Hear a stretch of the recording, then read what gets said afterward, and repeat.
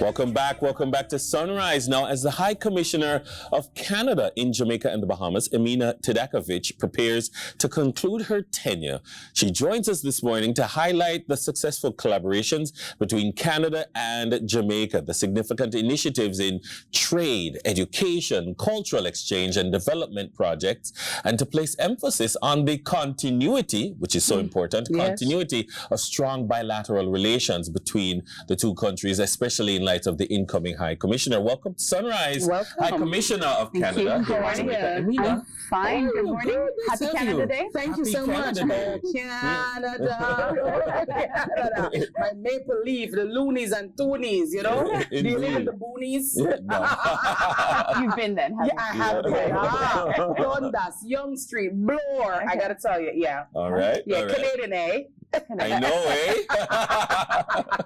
Yes. I'm trying to be serious. Yeah. It won't last. But but you've had a good tour of duty here in Jamaica. You're one of those high commissioners who people know the face. Oh, Canada is in the building. Yes. What's it been like coming from Canada to live in Jamaica? I mean, it was certainly really interesting. So I moved during COVID, which I would not recommend. It was super weird. So I got here and people were like, Jamaica's great. I'm like, yeah, I'm home like everybody else, being good. Really lucky. You talked about the rich bilateral relationship. Yes. It's kind of I'm not going to say it's an easy one as a high commissioner, but it's really nice to go to a country that you get along with so well. Right. I mean, it's not that we don't have our differences at times, and and your government's been very great at advocating for Jamaican interests, but we were one of the first countries to recognize Jamaica's independence. We've been friends for, 62 years. And so a lot of what we do is really just continuing to advance and grow that relationship. So it's a very privileged position and a really fun one. So really, I've really enjoyed this time here. Pardon, many persons want to do High Commissioner. Like, what falls within your purview? Because persons come from these countries, and are they coming with what exactly? And how is it that the average Jamaican benefits from your presence? Because I'm amazing? No. No, you are. No, I'm just kidding. So if you're a High Commissioner, you're ambassador. So I'm representing the Prime Minister in Canada. Yes. So I'm Canada's highest representative here. So we have, it's our largest diplomatic mission in the Caribbean is here in Jamaica, almost 80 staff. Yes. And so we have people in charge of trade, consular, defense. We have a very vibrant defense and security relationship, and overseas development assistance. So we still have some traditional projects that we do with Jamaica, responding to what Jamaica's asked us in terms of goals towards getting towards the 2030 agenda. Visas, migration, seasonal agricultural workers. So really, I kind of manage all that for us. I mean, so there's that kind of sexy, exciting stuff, which is like administrative and budget stuff, and enabling my staff to do what they do, which is the bulk of the work. And then it's the bilateral relationship, how we cooperate multilaterally on things like democracy, issues such as Haiti. Yes. So it's kind of a mixed bag, but I really enjoyed that. So what would you say in your time since you've been here have you enjoyed, or you felt most fulfilled? Is there a project that you can identify? Is there a connection? Is there a memory that? Yeah, I mean, there's so many, and it's funny because I get to meet a lot of really cool people and exciting people, and spend a lot of time with ministers, and it's always a bit of a thrill to meet a prime minister, because I'm prime minister. But I have to say, and there's probably ministers and stuff that watch this, but what I've really enjoyed is when I've gotten to some of our smaller projects where it's a small group of people in a community, usually someplace rural, and it's something relatively kind of not hugely complicated that we've done, like jobs skills training or agricultural projects or assistance. And that's what's most valuable, because in Jamaica, you know this much better than I do, people hustle a lot. Yes. People have more than one job to make do. And so you meet these, especially women and youth who, somehow they're in this rural area, but they're building bees and they've got baby goats they're rearing. That's the best I've really enjoyed, actually. Nice. Yeah. And now that you're about to leave, what would you say is what would you miss most about Jamaica's culture or heritage that you've enjoyed while being here? I mean, the good thing is you export a lot of your culture, so it's not like I'm going to miss the music because I can get that in Canada.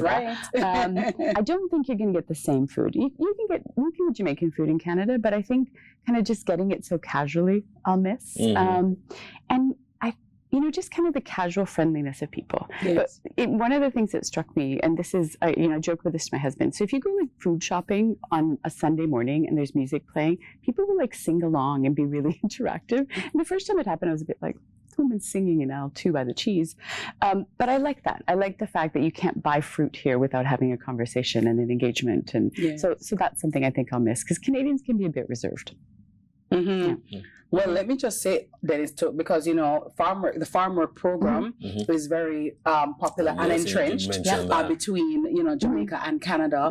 Talk to me about the different avenues that have opened. Are there more farm workers needed? Because I know my Jamaicans, as you mentioned, about their hustling, that entrepreneurial spirit and that industrious spirit that so many Jamaicans have and want to come to Canada. And I mean, they want to get a visa. Oh, it go. I'll get Visa. Visa. I'll give you the 30 I got a visa. You got a visa. Everybody got a visa. Come on, not Oprah. Come on. Oh my God. So okay, two different things. Seasonal agriculture worker program, super valuable program for us in Jamaica. It is. Almost 10,000 workers come to Jamaica or come to Canada every year from Jamaica.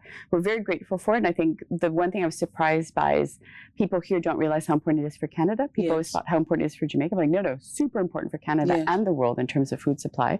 A lot of work being done, including with Minister Charles and his team, on making sure the program is safe for workers.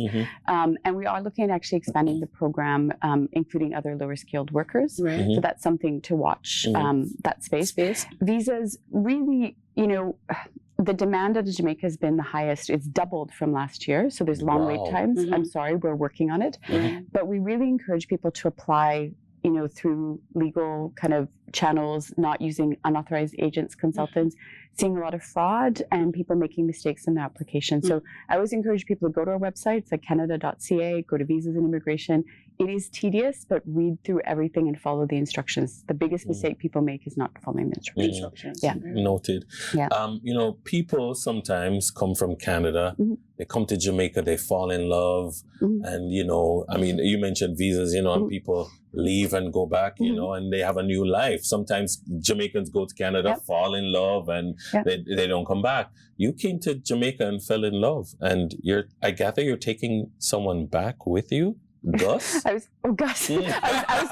like, I think my husband might be watching. I was thinking, Dennis, no. I was like, look, somebody named Gus? I've been trying to live my best life, but not in that way.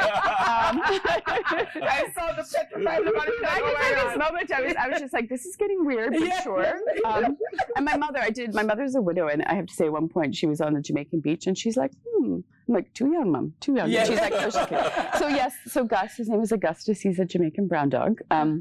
So here's a way to get a visa to Canada. Yes. So if someone's walking around the neighborhood with another big dog and looks like me and is kind of dressed in shorts and looks like they eat, follow them home. That's what Gus did. And he followed you home. He followed us home. We were walking in the neighborhood. We have another dog, a big dog. And he kind of popped out. He looked very skinny and he had wounds and he's looking. And I was like, what are you doing? Who are you?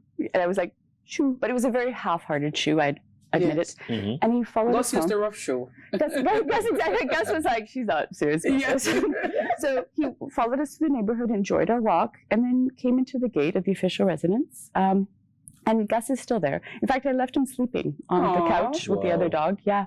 Wow. So that's why we've got a visa to Canada. He's coming with. Be a good dog. Oh, Gus. I'm feeling good for Gus. He's super intelligent, actually. Wow. Once he calmed down, there was a few rough patches. I apologized to the gardener, who were, Gus was like, this is my yard. Like, he literally was like, he's like, who are you? Yeah, there's Gus. Wonderful. Love it. Big up to Gus.